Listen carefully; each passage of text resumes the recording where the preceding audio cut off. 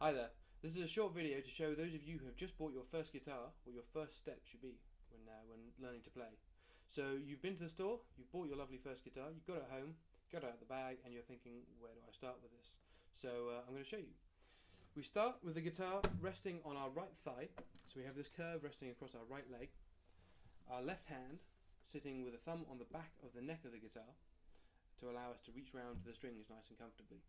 We'll have the thickest string facing us and the thinnest string facing the ground. Now we want the guitar to be sitting nice and vertically against our body so it feels nice and comfortable, nice and snug, and it allows us to strum downwards across the body of the guitar and across the sound hole, which gives us a nice rich sound. If we strum too far this way, it'll start to sound a bit thin. Too far this way, we'll start to hit the body of the guitar. So we want to have a nice comfortable position sitting across like that.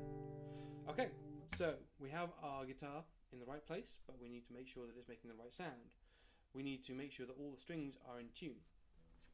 So what you can do, and what I very much recommend doing, is getting a digital tuner for an acoustic guitar, a little black box that you can clip to the headstock, or for an electric guitar you can get a little foot pedal tuner which you plug your guitar into, or if you have a smartphone you can buy or download an app which will allow you to tune from your smartphone. I've actually got one called Pitch Lab, so I found very useful.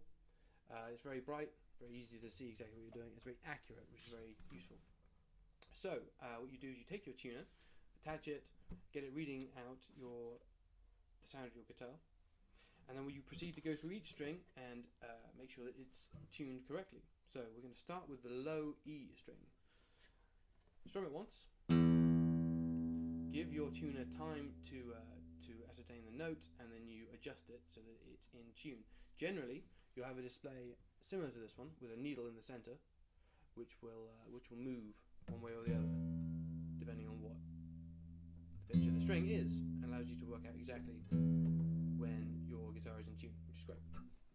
So all our strings are in tune. We're going to go through each one by one, and they each have their own letter name, which you need to know in order to tell them all apart. We start with our E, our low E, on this side. The next one is an A. The next one is D, a G, B, and then the high E. So we have two E strings. One is the low E, which is the thickest string. One is the high E, which is the thinnest string. The low E creates the lowest noise. The high E creates the highest noise, and that's how we tell them apart. There's an easy way to remember this. There's a short mnemonic which we can use, which is elephants and donkeys grow big ears. It sounds ridiculous, but it sticks in the memory and helps you remember what they are.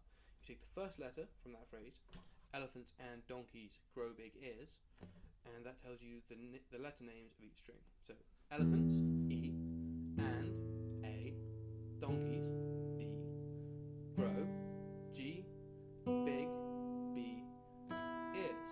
So we know what each string is called now, which is great. Okay, so we're in tune, we've got our strings ready to go, we're sat in the right place, now it's time to make some music. So the first chord we're going to learn is a G chord. It takes one finger, it's very easy to play. What we do is we're going to take our first finger, our index finger, and place it onto the high E string. Now you notice these metal lines across here, these are called frets, and what we do is we hold the string down against them in a certain position to shorten the string, and this creates a different noise.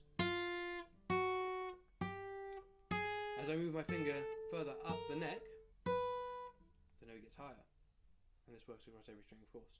So we're going to place it in the third fret, the first, second, third fret, making this noise. Okay, it's very quiet. So we're going to add in the next three strings are B, G, and D strings. Now what we do is play all four of those together, and that creates a chord. A chord is a group of notes that you play together at one time, which creates a nice sound. So we're going to take our pick, place it on top of the D string, and just gently push down so that it goes through each string in turn and creates a chord. That sounds very nice. Okay, so that is a G major chord. That's the basis of many, many songs. I demonstrated a few of them in my other video. It's a very, very useful chord to know, and a very easy to play, as you can no doubt find out. The other chord we're going to learn is a C major chord. Now this is a little bit more complicated because it's two fingers, our index finger and our middle finger. What we're going to do is we're going to take our index finger, place it on the first fret on the B string. So we've got our E string, our B string, and we're going to place it on the first fret here on the B string and create this noise.